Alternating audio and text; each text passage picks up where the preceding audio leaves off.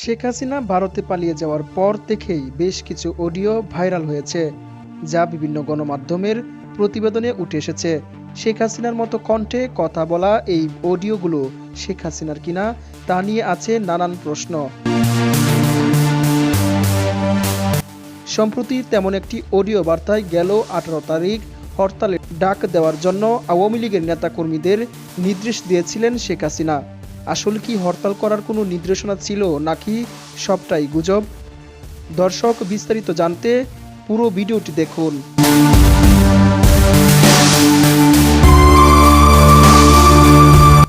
শেখ হাসিনা সহ আওয়ামী লীগের অনেক শীর্ষ নেতারা দেশ ছেড়ে পালিয়ে গেলেও থেমে নেই ষড়যন্ত্র। সত্যি কি তাহলে ভারতে বসে শেখ হাসিনা দেশকে অস্থির করতে মরিয়া? বিভিন্ন গণমাধ্যমের প্রতিবেদনে জানা গেছে, কিছুদিন আগে মার্কিন নির্বাচনে ডোনাল্ড ট্রাম্প জয়ী হওয়ার পর ট্রাম্পের ছবি নিয়ে বিক্ষোভ করার নির্দেশও দেওয়া হয়েছিল শেখ হাসিনার পক্ষ থেকে। এরপর অনেকগুলো অডিও কল ভাইরাল হয়েছে। তার মধ্যে গেল 18 তারিখ আওয়ামী লীগকে হরতালের নির্দেশ দিয়েছিলেন শেখ হাসিনা।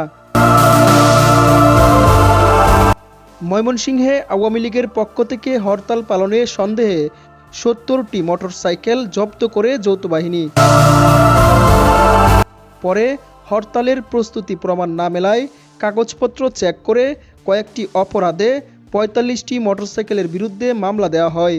কোতোয়ালি মডেল থানার ভারপ্রাপ্ত কর্মকর্তা গণমাধ্যমকে জানিয়েছেন, ময়মনসিংহের আইনশৃঙ্খলা রক্ষাকারী বাহিনীর সবসময় শান্তিপূর্ণ পরিবেশ রাখতে রাত দিন কাজ করছে।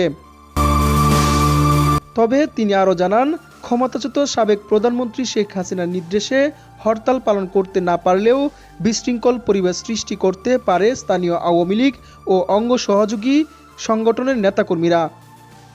এই জন্য আইন শৃঙ্খলা রক্ষাকারী বাহিনী আরও সতর্ক রয়েছে। এরই মধ্যে ওই দিন বিকেলে হঠাৎ 70টি মোটরসাইকেল নিয়ে শুডাউন করতে গিয়ে জেলা স্কুল মাঠে জড়ো হন অনেকে। ওসি বলেন, তারা হরতালের প্রস্তুতির জন্য আগের দিন নাশকতা করতে শুডাউন করেছে। এমন সন্দেহে মোটরসাইকেলগুলোকে আটক করেছে যৌথ বাহিনী। পরে হরতালের প্রস্তুতির প্রমাণ না মেলায় গাড়িগুলো কাগজপত্র চেক করা হয়। এ সময় কাগজপত্র ও হেলমেট না থাকায় কয়েকটি অপরাধে সবগুলো গাড়ির বিরুদ্ধে মামলা দেওয়া হয়েছে। এর মধ্যে 45টির কোনো কাগজপত্র না থাকায় ট্রাফিক বিভাগে রেখে 25টি গাড়ি তাদের মালিকদের হাতে হস্তান্তর করা হয়েছে। মোটরসাইকেল শোডাউনে যারা বের হয়েছিল তারা সবাই বিভিন্ন স্কুল কলেজের বিভিন্ন ব্যাচের সাবেক ও বর্তমান শিক্ষার্থী বলেও জানিয়েছে সেখানকার ভারপ্রাপ্ত কর্মকর্তারা। ময়মনসিংহের বৈষম্যবিরোধী ছাত্র আন্দোলনের সমন্বয়করা বলছেন, ফ্যাসিস্ট শেখ হাসিনা হরতালের ডাক দেওয়ার বিষয়টি তারা অবগত হয়েছে।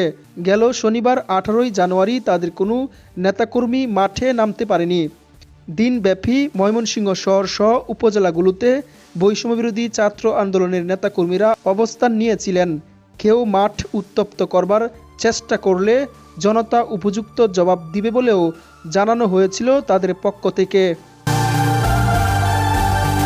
সাইফুল্লাহ সাইফ, ডেস্ক রিপোর্ট, দৈনন্দিন চিত্র।